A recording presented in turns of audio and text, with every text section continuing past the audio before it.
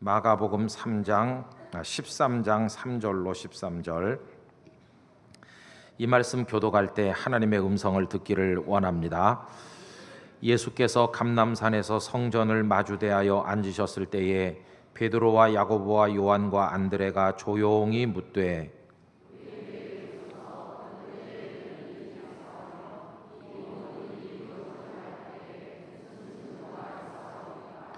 예수께서 이르시되 너희가 사람의 미혹을 받지 않도록 주의하라.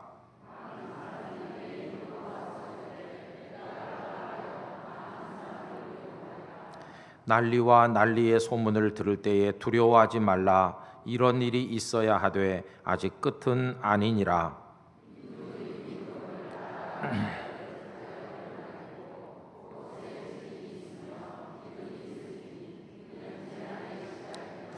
너희는 스스로 조심하라. 사람들이 너희를 공회에 넘겨주겠고 너희를 회당에서 매질하겠으며 나로 말미암아 너희가 권력자들과 임금들 앞에 서리니 이는 그들에게 증거가 되려 함이라.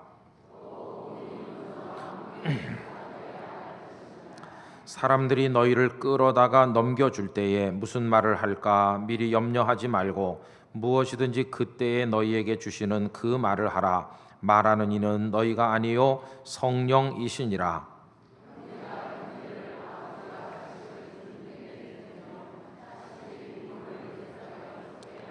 다 같이 읽겠습니다.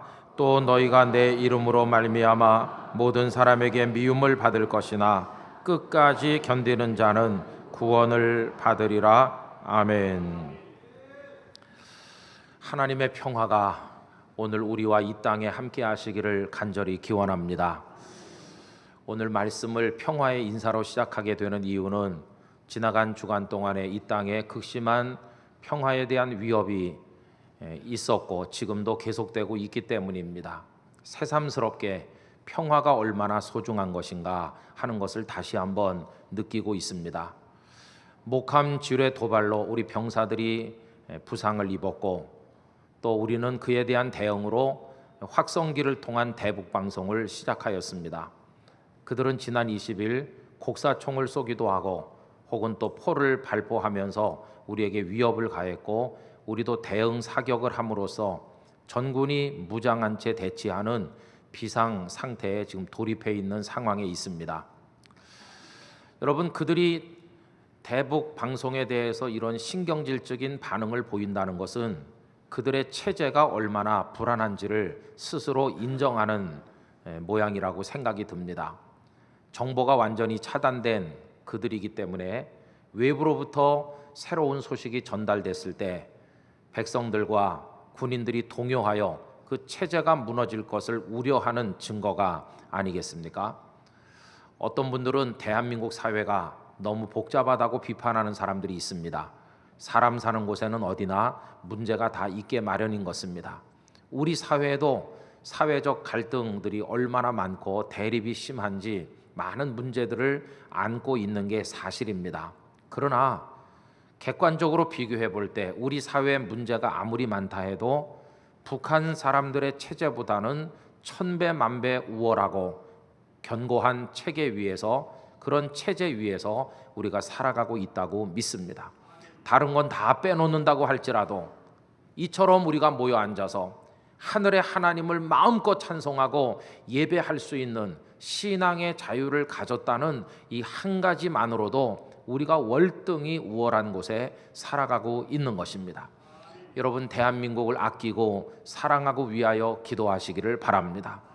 마지막 승리는 하나님의 이름을 불러 기도하는 사람들의 것이라면 이 땅에서 벌어지는 온갖 대립의 마지막 승리도 주님의 백성들의 몫이 될 줄로 믿습니다.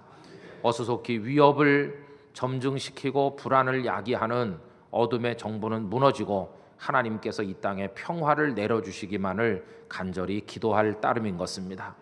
모름지기 하나님의 백성은 애국자가 돼야 될 줄로 믿습니다. 나라와 민족을 위해 깨어서 여러분들의 기도가 있다면 하나님께서는 결코 우리의 기도를 외면하지 않으실 줄로 믿습니다. 지금 많은 사람들이 불안해하고 있는 가운데 오늘 하나님께서는 우리로 하여금 차례대로 읽는 이 말씀 마가복음 13장 3절 이하의 말씀을 읽게 하십니다. 공교롭게도 오늘 읽는 이 말씀의 상황이 오늘 우리 상황과 대단히 흡사한 점이 많다는 생각이 듭니다. 지난 주일에 생각한 것처럼 요 무렵의 제자들의 마음은 극도의 불안과 또 두려움으로 가득하였습니다. 예수님께서는 성전의 웅장함에 놀라는 그들에게 말씀하시기를 돌이 돌 위에 덧놓이지 않을 정도로 성전이 무너져 멸망할 것을 예고하셨습니다. 지난주에 읽었던 말씀 2절을 다시 보면 이렇습니다. 예수께서 이르시되 네가 이 큰 건물들을 보느냐 돌 하나도 돌 위에 남지 않고 다 무너뜨려지리라 하시니라. 여러분, 이스라엘 사람들은 하나님을 절대적으로 생각하는 사람들입니다. 성전 또한 그들에게 절대적이었습니다. 왜냐하면 하나님을 상징한다고 생각했기 때문입니다. 그러므로 그들은 성전을 바라볼 때 평범한 건물을 보듯 한 것이 아니라 하나님을 뵙는 심정으로 성전을 바라보곤 했습니다. 그런데 그 성전이 돌 위에 돌 하나도 덧놓이지 않도록 완전히 무너질 것을 말씀하시는 예수님의 말씀을 들었을 때 얼마나 놀라고 충격을 받았겠습니까? 아마도 반신반의 했을는지도 모르고 절대 그런 일이 이루어지지 않기를 기대했을지도 모르겠지만, 그러나 그들은 그동안 예수님을 따라다니면서 이분이 하시는 말씀 중에 이루어지지 않은 말씀은 없다는 걸 생각했을 때 그 성전이 무너질 걸 말씀하는 예수님의 말씀이 결코 그들에게 가벼이 들리지는 않았을 것입니다. 얼마나 큰 충격과 두려움을 가지게 되었겠습니까? 여러분, 우린 세상을 평안하게 살길 원하는데 살다 보면 어떤 내 개인적인 문제 때문이든지 가정 안의 일 혹은 내가 속한 직장이나 어떤 공동체 혹은 우리 사회 전반 국가적인 차원에서 어떤 치명적인 문제가 발생할 때가 있습니다. 큰 위기 앞에 봉착하는 것입니다. 안색이 어두워지고 심장이 막 뛰고 무엇을 어떻게 판단하고 행동해야 될지 알 수 없는 지경에 떨어질 때가 있습니다. 그런 순간이야말로 판을 깨는 치명적 실수를 저지를 위험성이 있는, 판단력이 마비되고 좌충우돌하는 그런 위기의 때가 아니겠습니까? 여러분, 두려운 것은 지금 남북이 첨예하게 대립하고 있는 이 상황에서 통수권을 가진 이들이나 저 북한 당국이나 우리 국민들이 실수하지 않을까 하는 그런 염려들을 우리가 얼마나 많이 하고 있습니까? 모든 사람들이 애써서 외면하지만 마음속에는 감출 수 없는 불안과 두려움이 있고, 또 아들을 전방에 내보낸 부모님들의 마음은 얼마나 그것이 심각하겠습니까? 여러분, 이런 상황 속에서 우리가 이 말씀을 통해서 그리스도인들이 이런 때 어떻게 마음을 가지며 대처해야 될 것인지를 배우려고 하는데, 저는 오늘 본문을 통해 몇 가지를 함께 나누고자 합니다. 그 첫째는 우리들이 이 세상의 모든 일을, 우리 인생을 좀 더 진지하게 생각하며 살아가는 태도를 가져야 하겠다는 것입니다. 여러분, 어떤 분은 인생을 무슨 놀이처럼 생각해요. 컴퓨터 게임처럼 가볍게 여기고 대충 살아, 흘러가는 대로 살면 된다. 그러나 여러분, 삶은 그렇게 농담하듯 장난하듯 살 수 있는 것은 아닙니다. 창세기 19장에 보면 소돔과 고모라 성의 죄악에 대하여 하나님께서 심판하셔서 유황불로 멸망시키는 이야기가 나오는데, 하나님의 사자들이 성에 이르러 롯에게 가서 미리 경고합니다. 이 성이 멸망할 것인즉 네게 속한 사람들을 빨리 이끌어내라. 이 롯은 자기 두 딸과 결혼하기로 약속된 총각들에게 쫓아가서 이 엄중한 상황을 이야기해주고 빨리 피신하라고 권하는데, 이 예비 사위들의 반응이 어떠합니까? 창세기 19장 14절에 보면 이렇습니다. 롯이 나가서 그 딸들과 결혼할 사위들에게 말하여 이르기를 여호와께서 이 성을 멸하실 터이니 너희는 일어나 이곳에서 떠나라 하되, 그의 사위들은 롯의 말을 뭘로 여겼나요? 농담으로 여겼어. 농담. 여러분, 물론 이 롯이 평소에 그 젊은이들에게 무게감 있는 존재로 다가서지 못한 탓이기도 하겠지만, 그 롯이 하는 말을 농담으로 여기는 이 젊은이들의 모습에서 느끼는 게 뭐겠습니까? 그들이 인생을 얼마나 장난스럽게 진지하지 못하게 살고 있었는가 하는 것을 우리가 느낄 수 있는 게 아니겠습니까? 삶에 대한 진지함이 없는 것입니다. 여러분, 제자들도 그렇습니다. 이 성전이 무너질 거라는 말씀 앞에 충격받고 놀랐지만, 그러나 진지하게 대처하기까지는 얼마간의 시간이 필요했을 것입니다. 예수님께서 성전이 무너질 거라고 말씀하실 때는 그들이 아직 성전 울타리 안에 있을 때입니다. 이제 성전에서 막 나가면서 대화를 나누는 가운데 성전이 무너질 거라고 말씀하신 것이기 때문에 아직 성전 안에 있었다고 할 수 있습니다. 근데 그 성전에서 나와서 이쪽 감람산으로 지금 이동하신 겁니다. 그 사이에 언덕배기를 내려와 기드론 골짜기를 통과해서 다시 또 이렇게 오르막길을 올라서 감람산에 도착했고, 오늘 이 본문은 예수님과 그 일행이 감람산에 앉아서 저 맞은편에 보이는 성전을 바라보면서 지금 나누는 말씀이 여기 나와 있는 것입니다. 처음에는 그냥 놀라기만 했을 텐데 그게 이제 그들의 마음속으로 스며들면서 대단히 심각하다 하는 것을 느끼게 됐을 것입니다. 여러분, 사람이 어떤 벌어지는 상황에 대해서 진지한 생각을 가지고 심각하게 대처하게 되는 것은 어떤 생각을 가질 때입니까? 그것은 다른 게 아니라 이 상황이 남의 이야기가 아니고 내 문제라고 느낄 때부터 사람은 심각해지고 진지해집니다. 여러분, 몇몇 사람이 모여서 차를 마시면서 대화를 나누는데 웃고 떠들고 뭐 이렇다고 생각합시다. 근데 어떤 사람이 달려왔어요.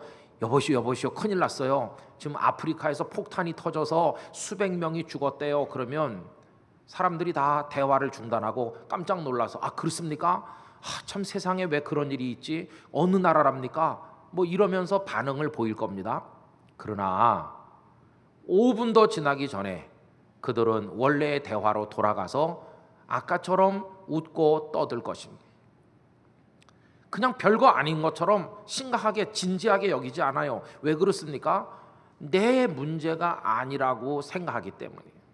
그러나 만약에 그들 중에 한 사람이 얼마 전 아들이나 딸이 아프리카로 가서 폭탄이 터진 바로 그 도시에 살고 있는 사람이 그 속에 있다면 그렇게 앉아 있을 수는 없을 것입니다. 자리를 박차고 일어나서 집으로 쫓아가 자녀의 안위를 확인할 것입니다. 그리고 혹시 그 자녀가 지금 위태로운 상황에 있음이 확인된다면 만사를 제쳐놓고 아프리카 아니야 그보다 더 먼 곳이라도 당장 달려갈 것입니다. 들려오는 모든 뉴스, 사람들이 하는 말 한마디 한마디가 이제는 심상하게 들리는 게 아니라 심각하게 들리고 전부 내 문제이기 때문에 그 상황에 대처하는 태도가 진지하게 바뀌게 될 것입니다. 제자들도 그래요. 성전이 무너지다니 처음엔 놀라기만 했어요. 그러나 성전을 나와 기드론 골짜기를 건너서 그 감람산까지 올라가는 동안 예수님의 말씀을 곱씹어 생각하고 또 생각하다 보니 이게 보통 문제가 아니라는 것을 알게 된 것입니다. 성전의 붕괴, 그것이 의미하는 게 뭡니까? 그건 예루살렘이 초토화될 것을 뜻하는 것이었어. 예루살렘이 초토화되지 않고 성전이 무너지는 일은 있을 수 없을 것이므로 예루살렘이 함락되는구나. 비록 지금은 로마 식민지긴 하지만 그나마 도시가 유지되고 있고 사람들이 살고 있는데 그 성이 다 무너지는구나. 그러면 결국 이나마 버티고 있는 유대라는 나라가 지구상에서 완전히 사라진다는 말이 아닌가. 그러면 그게 남의 얘기가 아닌 것입니다. 제자들은 아이고 큰일 났어. 성전이 무너진다는 말씀은 우리 얘기였어. 우리 자녀들의 얘기고 우리들의 문제야. 이렇게 느낄 때 그들이 그 말씀에 대해서 진지하게 됐어요. 깊이 고민하게 된 것입니다. 그리고는 뭔가 대책이 필요하다고 생각하게 됐어요. 그래서 오늘 본문에 보면 예수님께 조용히 나와서 질문을 하게 된 것입니다. 오늘 본문 3절과 4절 다 같이 읽어보도록 하겠습니다. 예수께서 감람산에서 성전을 마주 대하여 앉으셨을 때에 베드로와 야고보와 요한과 안드레가 조용히 묻되 우리에게 이르소서 어느 때에 이런 일이 있겠사오며 이 모든 일이 이루어지려 할 때에는 무슨 징조가 있사오리까. 조용히 묻는다는 것은요, 지금 그 분위기가 착 가라앉아 있다는 뜻입니다. 떠들 상황이 아니라는 것입니다. 예수님도 제자들도 마음이 착잡하신 겁니다. 무게감이 그들을 짓누르고 있어요. 그래서 조용히 살금살금 와서 주님, 그런 일이 있을 때 언제입니까 도대체? 그리고 그런 일이 일어나기 전에 어떤 징조가 있을 것인지 저희들에게 알려주세요. 마음은 간절했고 그들의 눈빛은 초조했을 것입니다. 그 상황이 아주 진지한 상황이 아니겠습니까? 성도 여러분, 우리가 지금 살아가고 있는 인생은 그냥 게임하듯 살다 끝내도 좋을 인생은 아닙니다. 우리 중에 2번 사는 사람은 아무도 없습니다. 리허설을 거치고 나서 인생을 사는 사람은 없습니다. 인생은 그저 한 번 주어진 것을 살 뿐인데 아무렇게나 살아 버려도 좋을 것은 결코 아닙니다. 잘 살아야 됩니다. 바르게 살아야 됩니다. 잘 살아내야 될 사명이 우리에게 있는 것입니다.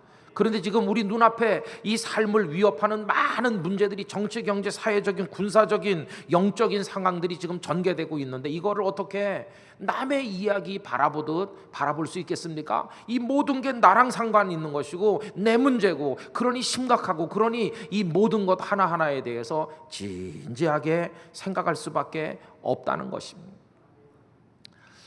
여러분, 지금 남북 간의 문제, 이게 우리 문제가 아니야. 그건 저 휴전선 쪽에 사는, 아니면 서울 사람 문제지. 우린 부산에 살지 않느냐.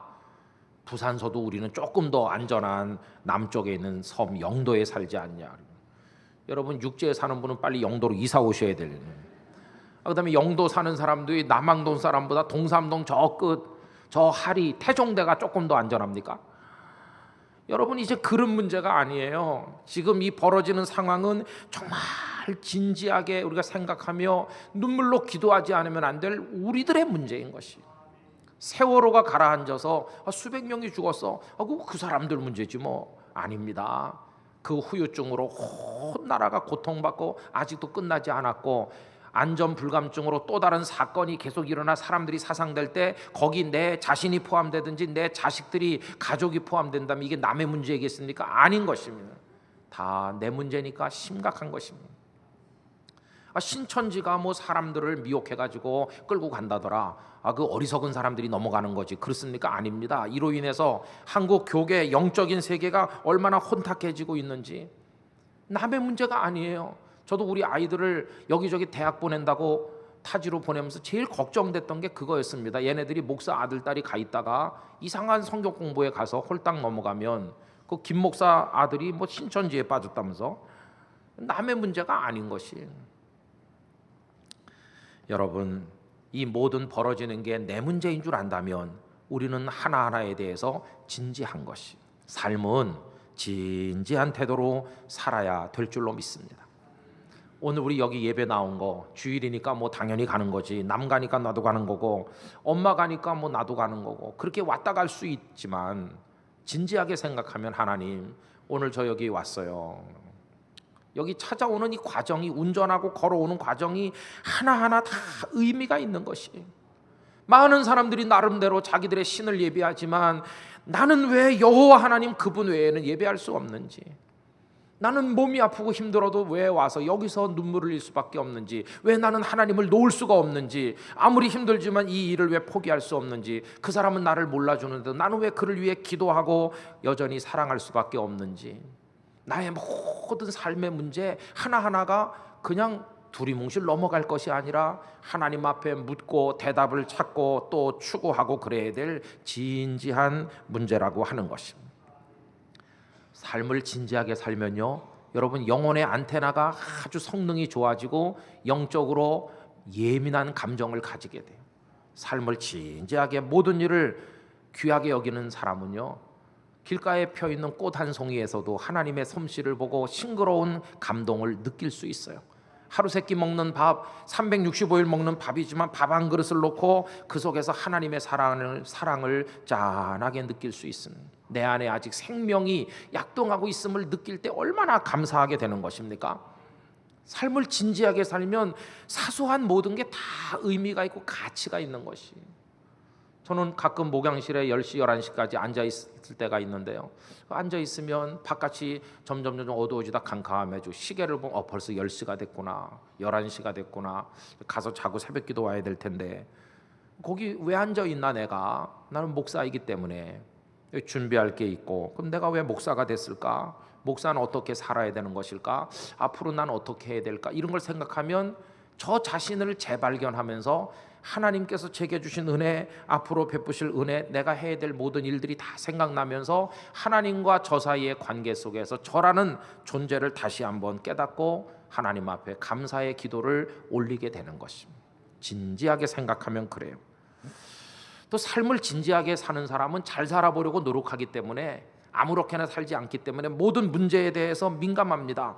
그 모든 상황에 대처하기 위한 대책을 추구해요. 여기 제자들이 예수님께 묻는 것처럼 끊임없이 묻고 대답을 추구하게 돼 있어요. 어떤 철학자는 말하기를 인생은 끊임없이 제기되는 문제들에 대하여 끊임없이 해답을 추구해 나가는 과정이라고 이야기하였습니다. 여러분, 우리 앞에 많은 문제가 일어날 겁니다. 하나님, 제가 지금은 이렇지만 앞으로 나이 더 들면 예배당에 매주 올 수 없을 만큼 약해질 때가 있을 텐데, 그때 저는 어떻게 믿음을 지키면 좋겠습니까? 대책이 있어야 되는 거예요. 하나님, 이 소중한 믿음을 내 아들, 딸, 손자, 손녀들에게 어떻게 잘 물려줄 수 있겠습니까? 우리 대한민국 사회가 점점 밝아지면 좋은데 가면 갈수록 어두워지고 악해진다고 하면 이 속에서 하나님의 백성들은 어떻게 자신을 지키고 믿음을 지킬 수 있겠습니까? 하나님, 우리 나라는요, 뭐 이렇게 질문하는 게 많고 그 질문들에 대해서 하나님의 응답을 듣기 위하여 귀를 세우고 하나님 앞에 엎드리는 사람이 되는데, 그 모든 것이 진지한 태도로 하나님 앞에 나가게 될 것이라 하는 것입니다. 삶을 그렇게 사는 태도가 우리에게 필요한 줄로 믿습니다. 그래서 여러분, 찬송 한 장을 불러도 가사 하나하나가 다 가슴에 스미고, 이 설교를 들어도 그냥 흘려보내는 게 아니라 한 단어 한 문장을 가슴속에 의미 있게 새겨 들으려고 노력하고 모든 것에 대해 집중할 때 그렇게 사는 사람이 삶을 제대로 사는 사람이 될 수가 있다는 것입니다. 그러면서 여러분, 우리들은 위기의 때, 불안이 야기되고 사람들이 두려움에 빠지는 그런 상황이 올 때 뭘 조심해야 될까? 절대로 사람에게 속지 않도록 조심해야 돼요. 여러분, 사람은요 제일 소중한 존재입니다. 그렇죠? 사랑스럽고. 그러나 어떤 상황 속에서는 제일 무서운 대상이 사람이기도 해요. 사람처럼 무서운 게 없어요. 우리가 살면서 겪는 여러 고통 중에 천재지변으로 인한 것도 있지만 대부분 99%는 사람들에 의하여 야기된 문제인 것입니다. 지금 이 남북 간의 문제, 이거 누가 일으키는 것입니까? 사람이 일으키는 것입니다. 사람. 예수님은 위기의 때가 오면 사람에게 미혹당하지 말라고 경고하셨어요. 오늘 본문 5절과 6절을 다 같이 읽어보도록 하겠습니다. 예수께서 이르시되 너희가 사람의 미혹을 받지 않도록 주의하라. 많은 사람이 내 이름으로 와서 이르되 내가 그라하여 많은 사람을 미혹하리라. 이제 위기의 때가 오고 세상이 무너질 것처럼 보이면 사람들은 막 불안해합니다. 어디 나를 건져줄 구주가 없을까, 구원자가 없을까. 그럴 때 가짜 메시아들이 등장하는 거예요. 내가 바로 너희들의 구원자다 이러면서 등장해서 사람들을 다 미혹해요. 거기 넘어가는 사람들이 많이 생기는 거예요. 여러분, 영적으로만 그런 것이 아니라 세상살이 자체가 미혹하고 미혹당하는 과정과도 같아요. 온갖 매체들은 갖가지 물건들을 여러분들의 마음을 흔들어서 사게 만듭니다. 집에서 TV 보면서 채널 쫙 돌리다가 방금 그거 잠깐 방금 그거 그래갖고 아까 그 채널로 싹 돌아오면 거기 무슨 옷이 착 걸려 있기도 하고 무슨 물건이 있고, 그럼 그거 봅니다. 안 봐도 되는데 계속 보면 거기 등장하는 멋진 남자 여자가 그 옷을 안 입으면 인간이 아니라는 식으로 막 합니다. 그거는 사는 거예요. 전화 걸어가지고 막 눌러가지고, 그러면서 마음속에 반품 가능하니까 그러면서 이제 막 사요. 그리고 물건도요, 안 사도 될 걸 사고 거기서 먹으라는 게 많아. 이걸 먹으면은 갑자기 회춘할 것처럼 말아. 안 먹고도 잘 살 수 있고 먹으면 몸에 해로운데도 보약을 계속 주문해가지고 택배 상자가 이렇게 쌓이고, 그게 다 미혹당하는 것입니다. 미혹. 그렇죠? 그런 게 얼마나 많아요.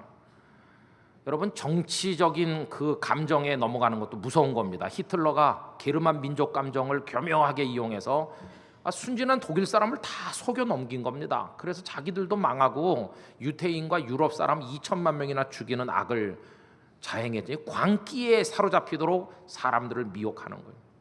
저 지금 김정은, 그 위에 그 아버지 누구예요? 그 할아버지 김정은, 또 그 김일성, 수십 년 동안 백성들을 세뇌해가지고, 여러분 지금 북한 주민들은 합리적이고 객관적 평가할 수 없습니다. 지금 완전히 세뇌당해서 정상적인 판단이 불가능할 정도로 그들이 지금 영적으로 정신적으로 오염돼 있는 거예요. 다 무서운 미혹자들이 있기 때문이에요.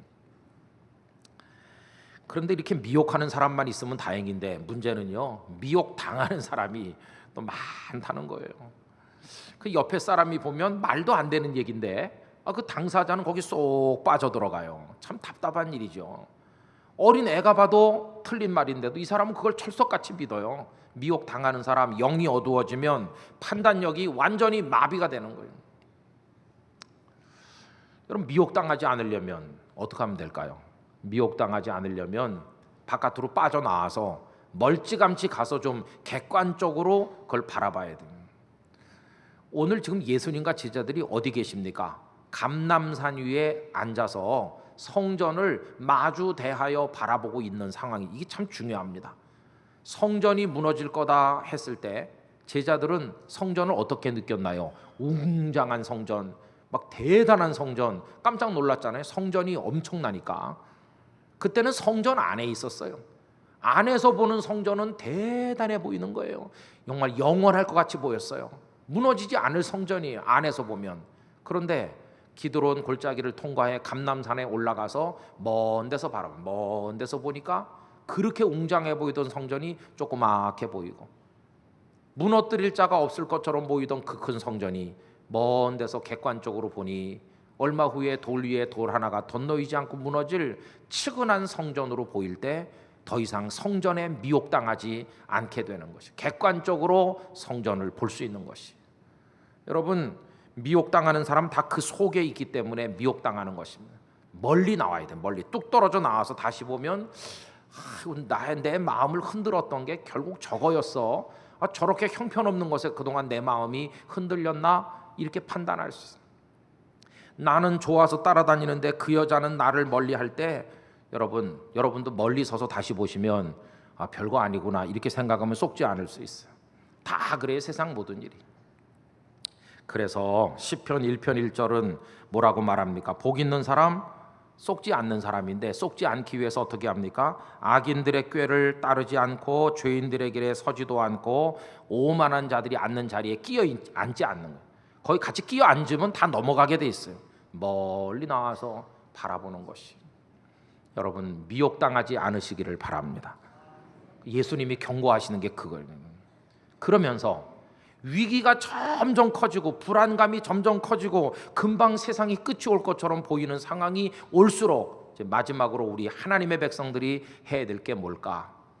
언제나 우리를 도우실 하나님을 끝까지 바라보는 것이에요. 믿음으로 그분을 의지하는 것입니다. 그래서 오늘 본문 말씀에도 그런 얘기가 나오는데요. 여러분, 이 상황이요 점점 악화돼 가지고 처음에는 미혹하던 사람들이 나중에는 미혹하는 게 아닙니다. 끝까지 내가 안 넘어가면 강제로 끌고 가요. 막 끌고 가서 때리고 심지어 죽이기도 한다. 마지막 위기가 오면 그런 것이에요. 여러분, 오늘 말씀 9절 상반절에 보세요. 너희는 스스로 조심하라. 사람들이 너희를 미혹하는 정도가 아니라 강제로 공회에 넘겨주겠고 너희를 회당에서 매질하겠으며, 또 12절 보면 죽는 자리를 내놓기도 해요. 형제가 형제를, 아버지가 자식을 죽는 데 내주며 자식들이 부모를 대적하여 죽게 하리라. 여러분, 막 폭력적인 문제가 일어나고 진짜 세상 끝이 오는 것이죠. 부모 형제도 못 알아보는 거예요. 이 사람들도 처음에는 순수했던 사람들일 텐데 자기들이 먼저 미혹당해 그 속에 끌려 들어가 깊이 거기 있다 보니까 판단 능력이 마비돼서 아버지도 죽게 하고 형제도 고발하는 거예요. 실제로 북한에서 형제가 형제를, 부모가 자식을 고발하고 그런 일이 있었다는 거 여러분 아시지 않습니까? 여러분, 그런 위협이 와서 우리의 목을 조이고 금방이라도 우리를 죽일 것처럼 보이는 어려운 상황이 눈앞에 도래할 때 하나님의 백성들은 어떻게 해야 될 것인가? 그것을 오늘 말씀 11절이 우리에게 가르쳐주고 있습니다. 다 같이 읽어보겠습니다. 사람들이 너희를 끌어다가 넘겨줄 때에 무슨 말을 할까 미리 염려하지 말고 무엇이든지 그때 너희에게 주시는 그 말을 하라. 말하는 이는 너희가 아니요 성령이시니라. 할렐루야. 너희가 말하도록 놔두지 않으시고 하나님의 영이신 성령께서 너희 곁에 계셔서 너희 입에 말을 넣어주시고 그 상황을 대처할 수 있도록 너희를 도우실 것이라고 말씀하시는 것이. 여러분, 전쟁이 일어나고 다 무너지고 파괴될 때 뭘 의지하겠어요? 뭘? 그 마지막 순간에 우리가 붙들 분은 하나님밖에 없는 것입니다. 우리가 믿음을 가졌다고 하는데 믿지 않는 이들과 우리의 차이가 뭐겠습니까? 뭐 생김새 말하는 거 무슨 차이가 있겠습니까? 결국 우리는 위기가 깊어지면 깊어질수록 하나님을 더 강하게 붙든다는 거, 그게 우리들의 모습이어야 할 줄로 믿습니다. 하나님을 더 바라봐야 되는 것이죠.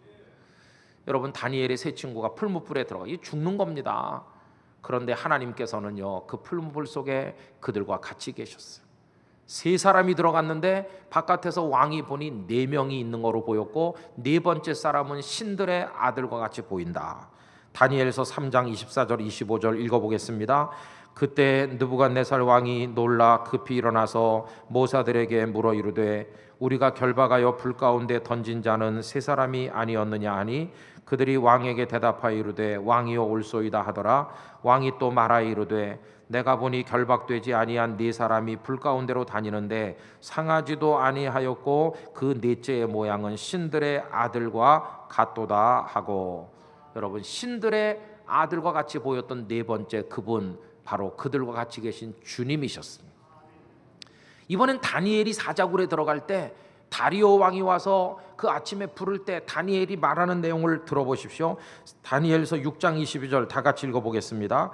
나의 하나님이 이미 그의 천사를 보내어 사자들의 입을 봉하셨으므로 사자들이 나를 상해하지 못하였사오니 이는 나의 무죄함이 그 앞에 명백함이오며 또 왕이여 나는 왕에게도 해를 끼치지 아니하였나이다 하니라. 사자굴에서도 사자들의 입을 봉하신 주께서 다니엘과 같이 계신 것이, 정말 내 삶이 어렵고 힘들 때, 다 무너지는 것 같을 때 내가 의지하고 또 붙들 수 있는 분은 그분밖에 없는 것이, 하나님의 성령께서, 우리 주님께서 여러분들과 우리들과 함께하여 주실 줄로 믿습니다. 이 어려움에 처한 우리 민족과도 같이 하실 분 하나님밖에 없는 것이. 죽으면 죽으리라는 책의 저자이신 안희숙 여사께서 신사참배 반대하다가 일제 감옥에 갇혀서 고통받을 때, 그 고문을 당할 때, 그리고 독방에 갇힐 때 두려워하지 않게 하신 분, 그리고 흉악범들 속에 집어 던져졌을 때도 의연하게 하신 분, 남편을 살해하고 사형수가 돼서 들어온 중국 여자를 볼 때 그 사형수 중국 여자를 불쌍히 여겨 당신이 잡수실 요만한 밥마저 그에게 넘겨주고 말도 통하지 않는 그 여를 설득을 해서 죽기 전에 그리스도를 주님으로 영접하도록 만들 수 있는 힘을 그분에게 주셨던 분, 다 성령님이셨어요. 같이 계신 것이었어요. 14년 동안 독방에 갇혀서 있으면서도 정신 이상자가 되지 않고, 그 속에서도 하나님을 원망하지 않고, 거기서도 믿음을 지키고 꿋꿋하게 버텨 20세기 살아있는 순교자라고 하는 칭송을 듣게 된 리차드 버무란트 목사님, 그 감옥 속에 주께서 같이 계셔서 가능한 일이었던 것입니다. 그리스도인은 누구인가? 세상이 캄캄해지고 위기가 오고 불안과 공포가 점증하는 때를 만나도 그 하나님을 믿음의 손으로 굳건하게 붙드는 사람들인 것입니다. 모든 상황 속에 나와 함께 하실 줄 믿습니다. 그러면서 지금도 많은 그리스도인들이 저 아프리카 밀림 속으로 선교하러 들어가고 있고요. 이제 이 수술실에 들어가면 다시는 살아서 나오지 못해 가족들을 다시 볼 수 없을는지도 모름에도 불구하고 가족들에게 미소 지으며 손 흔들면서 그 수술실로 들어갈 수 있는 그 모습은 어떻게 가능한가? 그 수술실에 가족은 같이 하지 못하지만 주님은 나와 함께 있을 줄 믿습니다. 그 믿음이기에 가능한 것이고, 이슬람권의 기도 제목을 보면 IS가 준동해서 사람들을 참수하고 폭탄을 터뜨리고 시리아와 그 이라크 지역에서 말이죠, 거기도 극소수의 그리스도인들이 있는데 이슬람권에 살면서도 믿음을 지키고 IS의 위협 앞에서도 끝까지 하나님을 버리지 않고 기도하는 이들이 지금도 있을 수 있는 이유는 뭐냐? 그들의 그 믿음은 어디서 오는 것인가? 그들을 붙드시는 하나님으로 인하여 가능한 줄로 믿는 것입니다. 여러분, 하나님의 사람은 그래서 위기의 때가 온다고 당황하지 않습니다. 이리 뛰고 저리 뛰면서 요동하지 않습니다. 침착하게 대처하면서 모든 상황을 진지하게 직시하는 것입니다. 사람들의 말에 부안해동하지 않고 유언비어에 이리 쓸렸다 저리 쓸렸다 하지 않습니다. 7절 말씀 다 같이 읽어보실까요? 난리와 난리의 소문을 들을 때에 두려워하지 말라. 이런 일이 있어야 하되 아직 끝은 아니니라. 아멘. 사람들이 이제 다 끝났어요 이렇게 말해도 하나님께서 끝났다고 하기 전에는 끝난 게 아님을 믿어야 됩니다. 당당하게 그 상황에 대처할 수 있어야 됩니다. 여러분, 하나님이 끝이라고 하시기 전엔 끝난 게 아닌 것입니다. 기업을 운영하는 사람이 끝난 것처럼 보여도 하나님이 끝이라고 하지 않으시면 그 기업은 소생할 줄로 믿습니다. 의사 선생님은 끝이야 이렇게 말했지만 하나님이 끝이라고 하지 않으면 말기암 판정을 받은 사람도 건강하게 10년 20년 멀쩡하게 살며 복음을 위해 역사하는 일이 일어나는 게 아니겠습니까? 아직 하나님은 끝이라 하지 않으셨어. 유언비어에 동요되지 않고 침착하게 대처하는 것입니다. 그는 알고 있습니다. 하나님께서 아직 끝이라 하지 않으셨고 하나님의 계획을 여전히 추진하고 계심을 알고 있습니다. 하나님의 계획이 무엇인가? 10절 말씀 다 같이 읽어보실까요? 또 복음이 먼저 만국에 전파되어야 할 것이니라. 아멘. 끝이 오기 전에 세상 만국에 복음이 전파돼야 되고 아직 그 일이 계속되는 한 끝은 아닌 것이기에 우리는 당황하지 말고 바라보는 것입니다. 사람들의 말에 휩쓸리는 것이 아니라 하나님이 천천히 돌리고 계신 역사의 그 시계바늘을 계속 바라보는 믿음이 우리들에게 필요한 줄로 믿습니다. 사람들이 막 두려워 떨 때도 침착하게 하나님의 역사를 바라보면서 우리의 자리를 지키고 진지하게 살아가며 어떤 어려움이 와도 나중까지 끝까지 견디는 사람이 되는 것입니다. 13절 다 같이 읽겠습니다. 또 너희가 내 이름으로 말미암아 모든 사람에게 미움을 받을 것이나 끝까지 견디는 자는 구원을 받으리라. 할렐루야. 여러분들이 다 그렇게 되시기를 축원합니다. 끝까지 믿음으로 승리하시기를 바랍니다. 우린 이단의 공격, 경제적인 혼란의 공격, 여러 가지 사회적인 문제의 공격, 북한의 공격, 그런 거 앞에 지금 사면초가가 돼 있지만 딱 서서 하나님, 아직도 나의 삶을 지켜나갈 수 있습니다. 나 하나님 바라봅니다. 세상이 다 요동해도 저는 큰 반석 같은 믿음으로 의연하게 설 것입니다. 그리고 나중까지 견디는 사람 되겠습니다. 하나님 저를 붙들어 주세요. 이 전쟁터에 저 혼자 있는 것이 아니라 하나님께서 같이 계시 저에게 평화를 주실 줄 믿습니다. 그런 믿음이 필요한 것이죠. 여러분, 숱한 전쟁을 치르면서도 그 마음의 평정을 잃지 않았던 우리 믿음의 선배 다윗의 고백을 우리 다 같이 한번 읽어보도록 하겠습니다. 시편 27편 1절로 3절 다 같이요. 여호와는 나의 빛이요 나의 구원이시니 내가 누구를 두려워하리요. 여호와는 내 생명의 능력이시니 내가 누구를 무서워하리요. 악인들이 내 살을 먹으려고 내게로 왔으나 나의 대적들 나의 원수들인 그들은 실족하여 넘어졌도다. 군대가 나를 대적하여 진칠지라도 내 마음이 두렵지 아니하며 전쟁이 일어나 나를 치려 할지라도 나는 여전히 태연하리로다. 할렐루야. 이 말씀을 꼭 붙드시기를 바랍니다. 우리 잠시 후에 부를 찬송 마지막 가사가 이렇습니다. 악이 비록 성하여도 진리 더욱 강하다. 진리 따라 살아갈 때 어려움도 당하리. 우리 가는 그 앞길에 어두운 장막 덮쳐도 하나님이 함께 계셔 항상 지켜주시리. 여러분, 이 혼란의 때 믿음으로 든든하게 서시기를 주님의 이름으로 축복합니다. 기도하겠습니다. 하나님 아버지, 우리나라 너무 어렵습니다. 세상이 너무나 복잡합니다. 우리 흔들리고 있습니다. 두려움과 불안이 점증하고 있습니다. 그러나 우리 믿음의 사람들은 사람의 말에 현혹되지 않고 진지하게 하나님을 바라보길 원합니다. 하나님, 우리를 붙드셔서 끝까지 견디는 승리자가 되게 하여 주시옵소서. 다 같이 합심하여 기도하겠습니다. 오 사랑이 많으신 하나님 아버지, 오늘도 이 자리에 모여서 하나님의 말씀을 나누며 예배하며 기도하게 하신 내 아버지 하나님을 찬양합니다. 아버지 하나님이여, 세상은 너무나도 혼란스럽고 복잡하고 위기가 가득합니다. 남북이 대치하는 상황에 당장이라도 전면전이 일어날 것처럼 보이는 어려움 속에 저희들이 빠져 있습니다. 모두가 두려워하고 불안해하고 있습니다. 하나님, 그러나 저희들이 하나님을 바라보게 하여 주시옵시고 사람들의 말에 미혹되지 않게 하여 주시옵시고 하나님을 의지하면서 굳건하게 설 수 있도록 도와주시옵시고 끝까지 견디는 믿음의 인내를 저희들에게 허락하여 주시옵소서. 존귀하신 아버지 하나님, 북한의 위협으로 이 땅이 두려움에 빠지고 요동할 때, 경제적인 어려움, 사회적인 혼란으로 우리의 삶이 위기를 만날 때 우리 인생에 여러 가지 어려운 문제들이 나타나 우리들을 코너로 몰아넣을 때, 모든 것이 무너지고 끝인 것처럼 보일 때, 우리들 사람들의 말에 미혹되지도 말고 인생을 가벼이 여기지도 말고 진지한 모습으로 자리를 지키며 의연하고 당당하게 역사를 끌고 가시는 하나님의 손길을 바라보며 오늘도 내일도 믿음을 지켜 끝까지 견디는 자가 얻는 구원의 은혜를 얻게 하여 주시옵소서. 이 땅을 불쌍히 여겨 주시옵소서. 예수님의 이름으로 기도드리옵나이다. 아멘.